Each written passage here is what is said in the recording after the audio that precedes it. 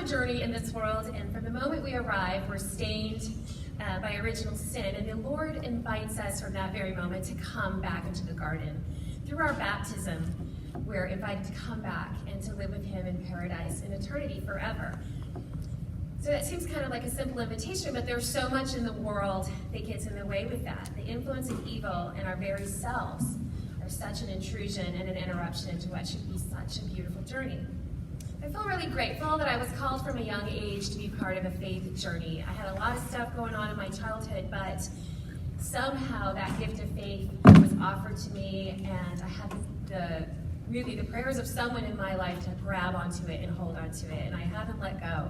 I took many, many straying opportunities over the years. You know, we all have college. But the Lord has been so faithful in calling me to pursue his heart.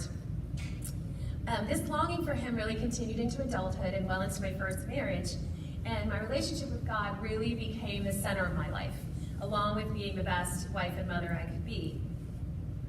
As many of you know, my first marriage ended in a pretty brutal explosion 8 years ago, not literally, but emotionally.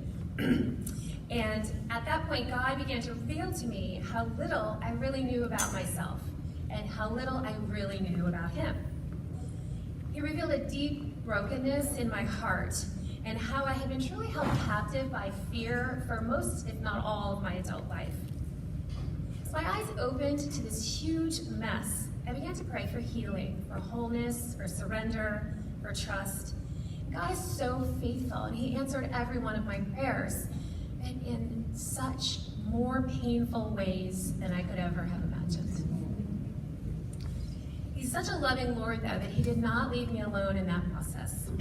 And his Holy Mother was right there and became a lifeline to me during everything that I was facing.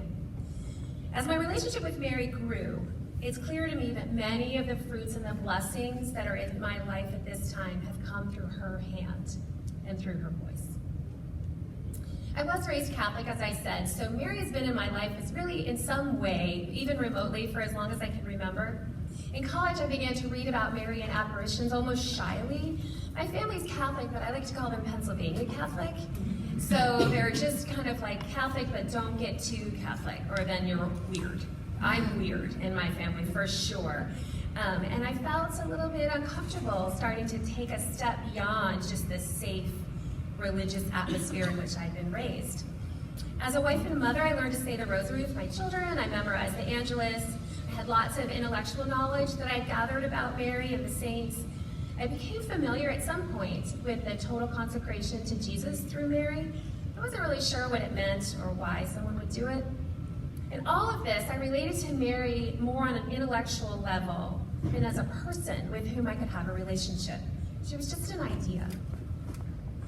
After my divorce, I found myself completely undone and terrified for the suffering that my children were facing. I began at that point to open my heart to Mary as I clung to her and I begged her to be with my children. I entered a world of custody and visitation, and I broke my heart to be separated from my children for any amount of time and have to send them off with their father and the other woman who became his wife.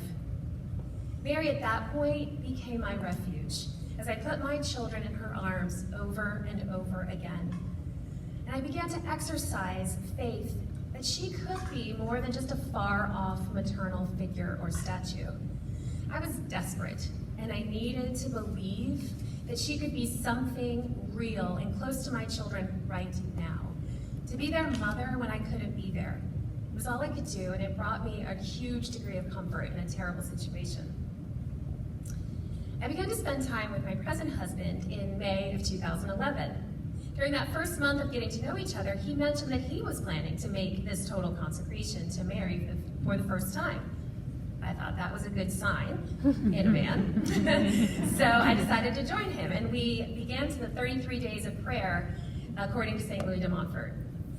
We could offer an entire talk about relating to Mary in this way, and I'm not going to do that, but I included here briefly to share with you because I see that decision as the first time I really said yes to Mary in a clear and definitive way for me, for my heart, and for my soul. Ralph and I have made that 33-day consecration every year since then. And de Montfort's consecration, while powerful and deep, is traditional and very austere, if any of you have done it. And I can say sometimes I didn't feel like I was getting anything out of it, but it seemed valuable, and I was doing it with my husband, so we've kept at it year after year in faith. And I turned my heart to Jesus through Mary and offer my heart to the mother of our Lord. But Our Lady was ever present and just waiting with her maternal heart to protect us. And she was waiting for me to turn to her and accept that invitation that she offered me and offers all of us from the moment that Jesus gave her to us from the cross.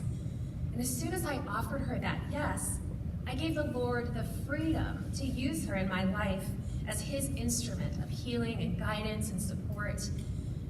She's a model of humility, and she knows deeply how she can lead us to the heart of her Son, but she waits patiently until we, her children, are ready to accept that invitation to intimacy, comfort, and trust. So looking back as I prepared for this talk, it was really amazing to me to realize that that moment when I made the consecration for the first time, and certainly repeating it every year, was such a turning point for me. I'm not sure I could have told that to you at 6 months after I did it, but now I can look back and see like things changed, and not just in my relationship with Mary, but profoundly in my relationship with Christ.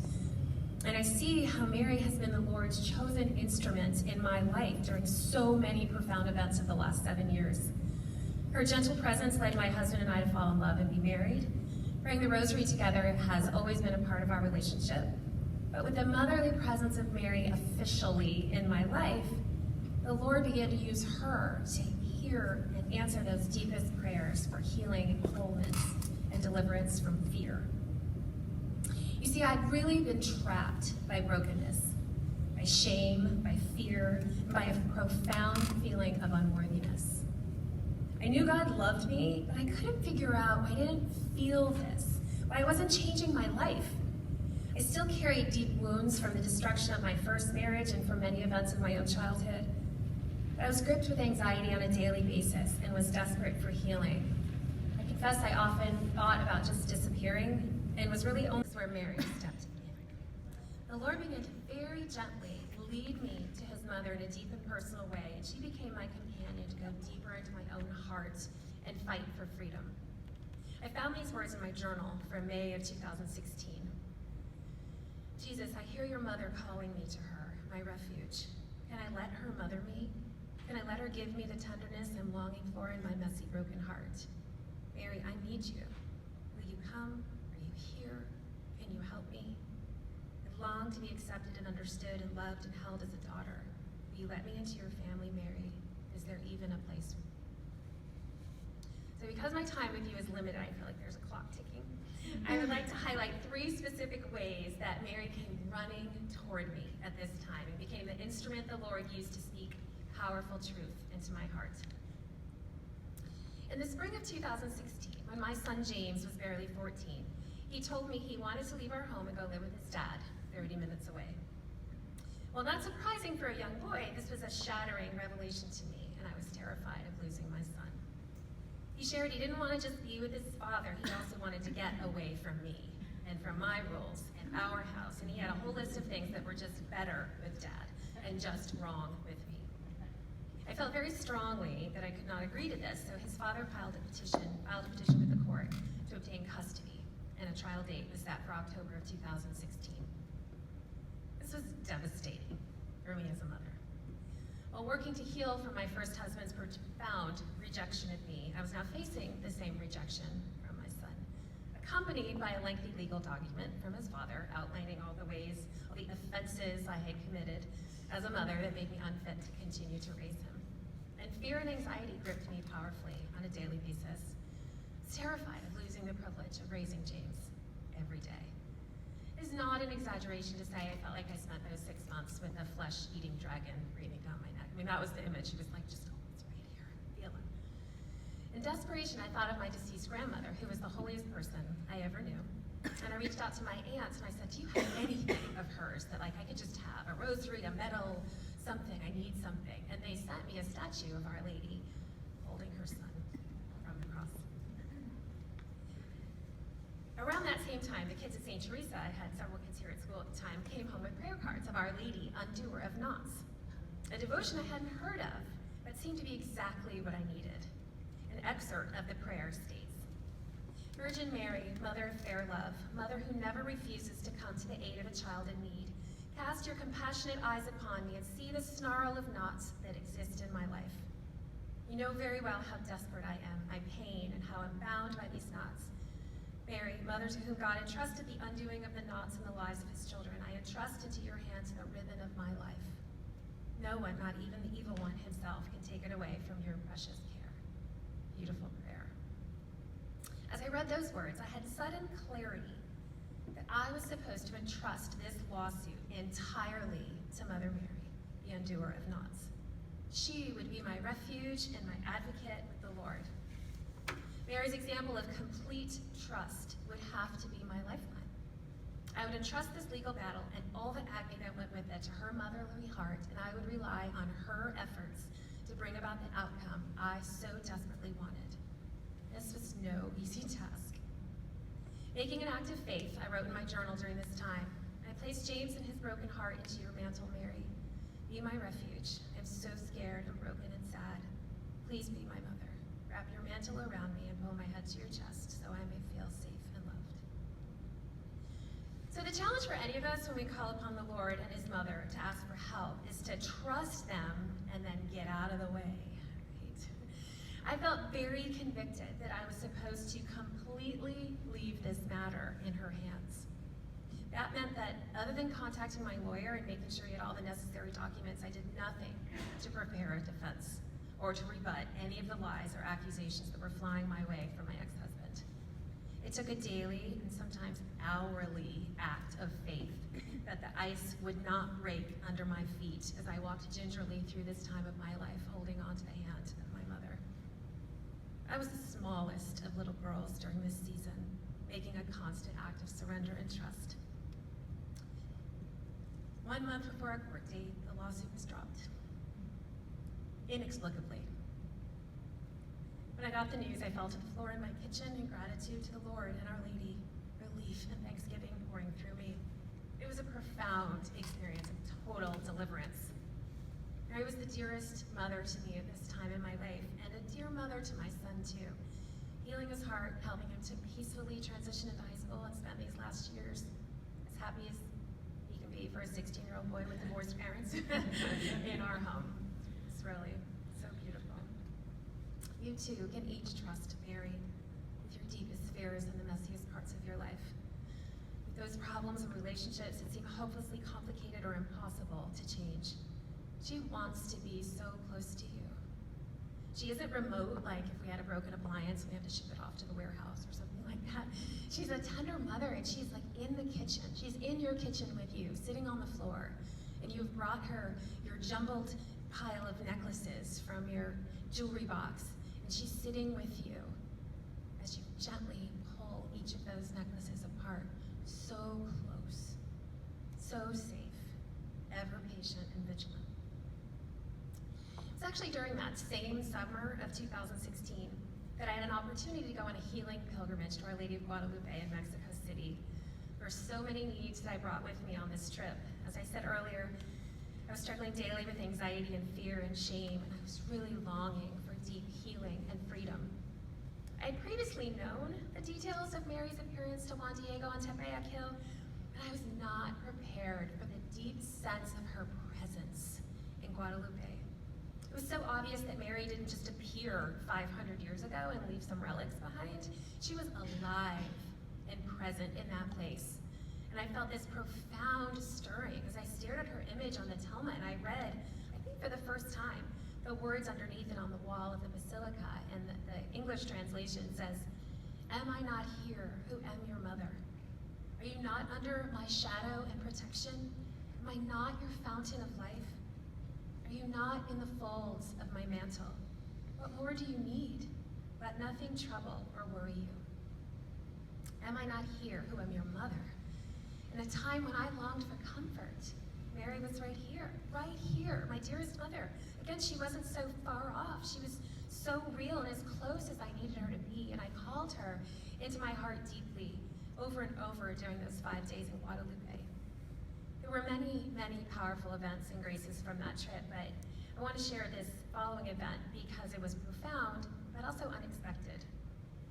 As I mentioned, my main intentions for my time on pilgrimage were healing from the anxiety and shame and fear that were so prevalent in my life.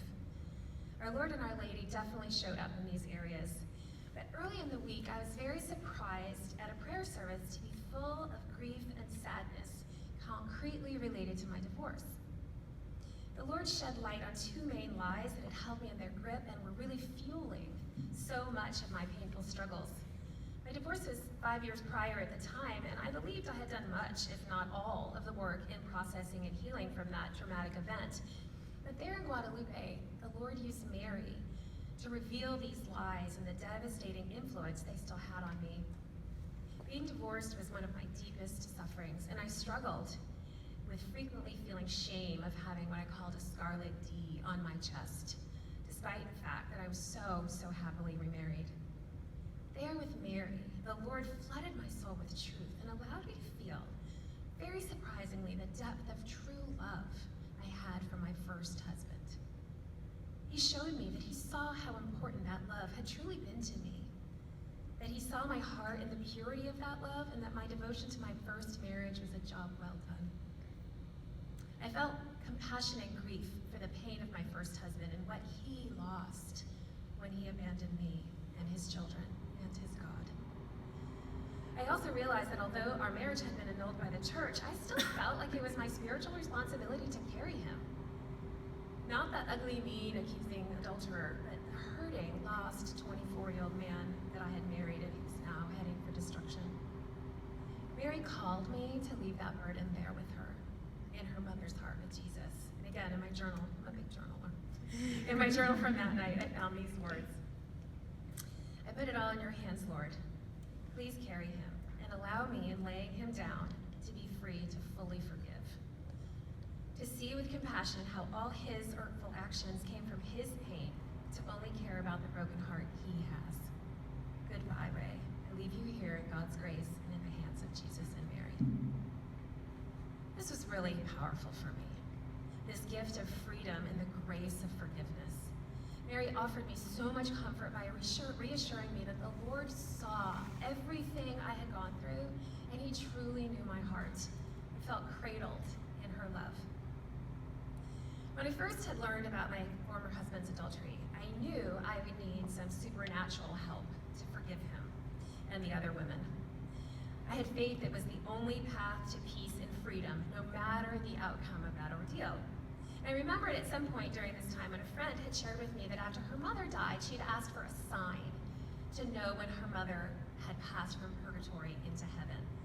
I was fascinated by this, this idea of asking God for something so specific. I'd never had the confidence or the boldness to approach God in that way. But I had so much need that I gave it a try. And I wrote in my journal way back in 2010, I want to forgive. I want to be rinsed clean, to let it all go. I am asking for and wanting something I know is supernatural, the grace of total forgiveness. I ask for the sign of a single yellow rose to be given to me to help me know when I have completely forgiven them and I am healed. So I smile when I read those words now because, ladies, I really thought I was gonna have that rose in a month. Seriously, I was TikTok, for months. I was there's gonna be a rose coming my way. It just blessed my heart. So on the very last day of our pilgrimage, bursting with graces from Mary and our Lord, a friend and I headed over to a side garden on the grounds of the Basilica we hadn't visited yet. There was a path that led to this enormous statue of Christ the King. Soaking in the beauty of the garden path on our final day, took all these pictures, thanking God for the gift of this time with him. As I finally stood at the foot of the statue of Christ the King, looming 40 feet over my head, I was photographing the words etched into the circular base in Spanish, Viva Cristo Rey, long live Christ the King. So it's circular, so I'm taking pictures as I walk around. As I got around to the next set of words, I framed the shot with my breath caught in my throat. Surrounding the base of the statue on this side were the words, the Virgin of Guadalupe, and the green leaves of many, many, many rose bushes. But there in front of me was only one flower, a single yellow rose. I stood for the longest time that sacred moment. God had not forgotten my long ago prayer. I had waited for years for someone, some friend, my husband, some unknowing accomplice to hand me a flower, and I'd be like, this is it. I hadn't given up, but I also was thinking, all right, Betsy, maybe you pushed the limit this time. Maybe that was just, it was just too much and asking I was so specific. Like it had to be just one flower. It couldn't be like a yellow rose and other flowers. It had to just be one flower. But here it was, 6 years later, given to me by Our Lady of Guadalupe. She, who had been so close and offered me so much comfort all week. Am I not here who am your mother? Who better than Our Lady to bring me the peace and understanding that I had forgiven well and completely? Tears poured down my cheeks and I whispered, thank you, thank you, thank you, thank you, over and over and over.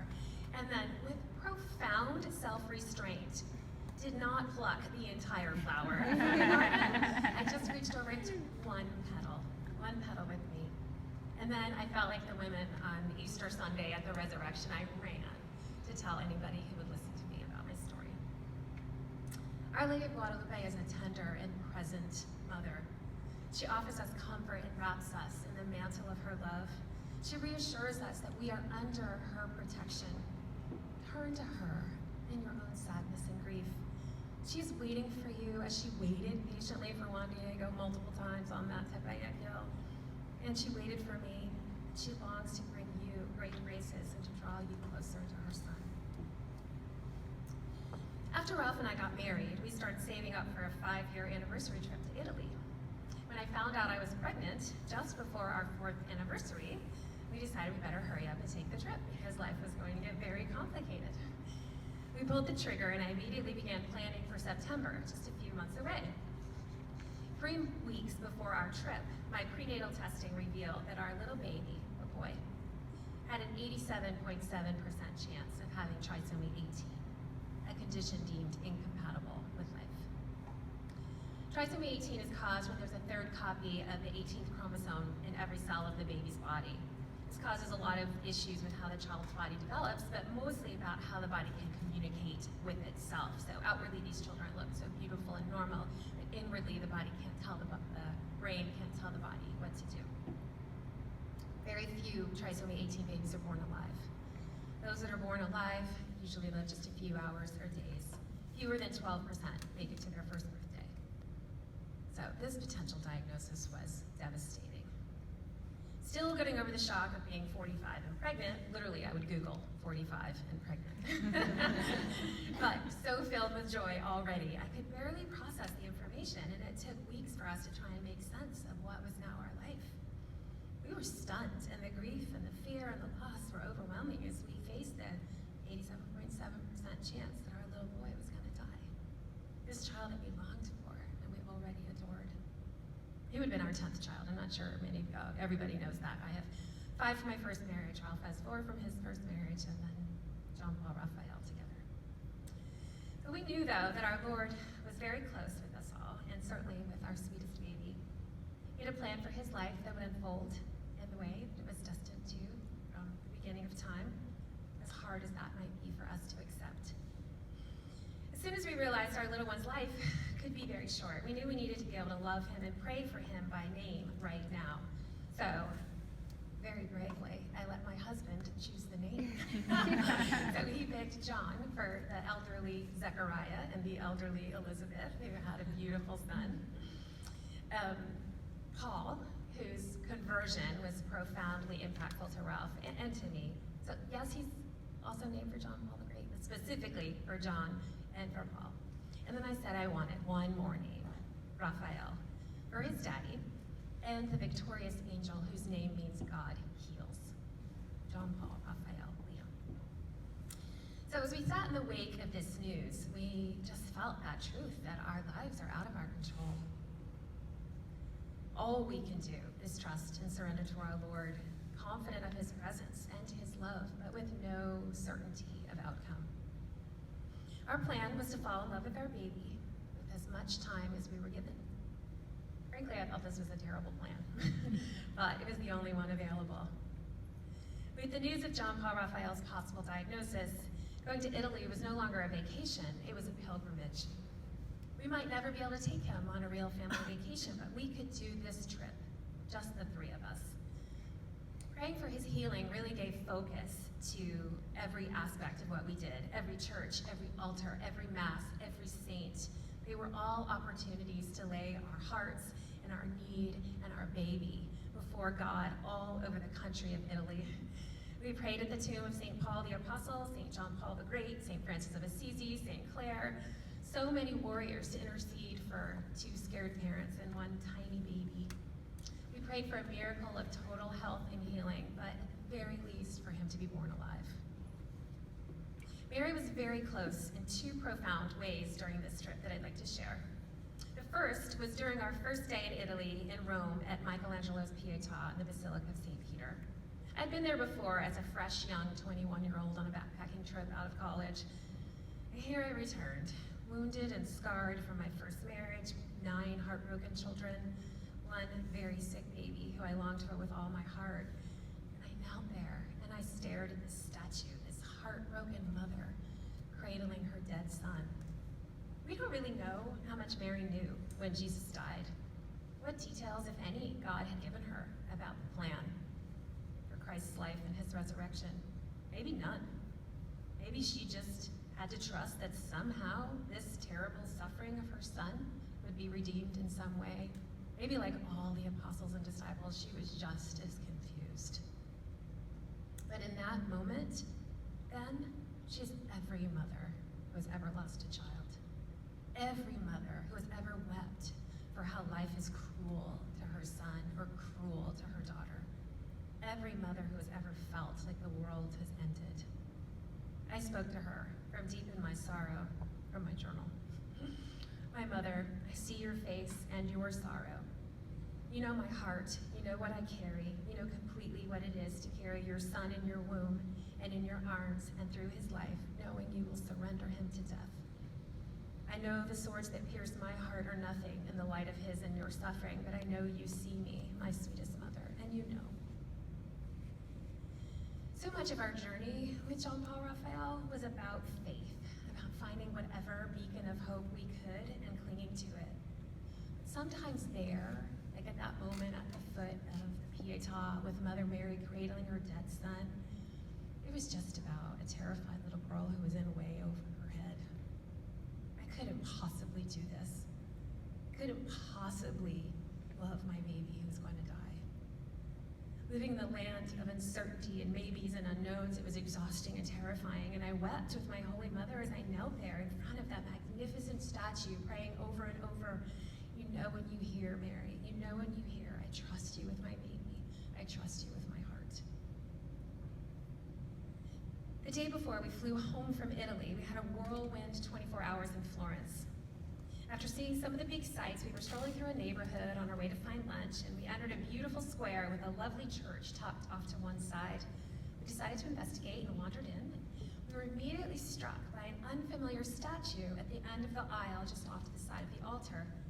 It was Our Lady with 7 long iron swords piercing through her heart, her gaze looking down and away. I was captivated, and I began to walk down the aisle towards this statue. Just then, the bells rang, announcing a noon mass that we didn't even know what time it was, and here mass was starting, so we were thrilled and decided, of course, we would stay. We soon found out that we were visiting this church with Our Lady with her 7 pierced swords in her heart on the feast of Our Lady of Sorrows. We had no idea. I didn't even know that was a feast day, probably. So here we were. Mass was profoundly moving as I felt such conviction in my heart that being in this place, in this church, with this statue on this feast day was no coincidence. Our Lady, deeply suffering her own 7 sorrows, was speaking to my own mother's heart. Not just recognizing the suffering we were in right now as we waited for our baby, but truly preparing me for the suffering that was to come when John Paul Raphael died in my arms and we began to live without him. I was mesmerized by each of her swords and how they brutally tore through her body. It was truly humbling to stand there and contemplate that. If you're not familiar with the devotion, I see her on the tables, Our Lady of Sorrows, but this seven sorrows of Mary, the prophecy of Simeon, the flight to Egypt, the loss of Jesus in the temple, meeting Jesus on the road to Calvary, the death of Jesus, holding his lifeless body and placing him in the tomb. Nothing we ever face on this earth will come close to what Mary suffered, or what Christ suffered, of course, but our gentle mother knows that we live in a valley of tears, and the sorrows in our own lives are profound and they're deep. They're life-changing. She doesn't leave us alone in that, but she calls us to unite our sufferings with hers and with those of her son. The gift of finding that church and encountering Our Lady of Sorrows on her very feast day was such a consolation to me. Then and now, I feel her arms around me as I grieve the loss of our son, and I've grown a deep devotion to Our Lady of Sorrows, who is my daily companion. I realize there are many of you here that might not know the rest of John Paul's story, so I'll just insert that very briefly. He was born on January 4th, 2018, after making it 36 weeks in my womb. And he lived in our arms for 1,690 minutes before we had to watch him take his last breath. It's a beautiful, most holy time I've ever experienced in my whole life. I would not have changed that experience for the world, except to have him here, but we didn't get that option. So plan B, it was truly, truly so, so beautiful. So I just hope that as I'm wrapping up that you really feel how close Mary can be as a tender mother. She offered me deep, deep intimacy with her and her own pain during this terrible time in my life, and she longs for this deep intimacy with you as well, to share her deepest pain with you and to help you carry your own deepest sufferings. Her arms are strong and her heart is deep. She loves us with that mother's heart. She's calling us to her to help her. She just wants to soothe. She wants to comfort us. She wants us to not just see her as an example to follow. I think for a long time that's where I put Mary, as this beautiful example, which she is. But it's more than that. It's comfort and it is intimacy. She is such an authentic example of vulnerability and trust as she surrendered completely to the life the Father planned for her. And that's all we can do as well. We may think we have some margin of control over the events of our lives, and maybe depending on do I wear the brown boots or the black boots, we do. But in the things that really make a difference and cause the most impact in our lives, our greatest joys and our greatest sadnesses, don't believe we do. And it's only through our connection with her and our intimacy and relationship with Christ that we can remain joyful and present and loving during the things that life throws at us. So I hope these experiences will encourage each of you to answer her invitation to find intimacy, comfort, and trust in friendship with her. Our Lady, our doer of knots, Our Lady of Guadalupe, Our Lady of Sorrows, and what other aspect. There's hundreds of ways that we can approach Mary and devote ourselves to her. Know that she will not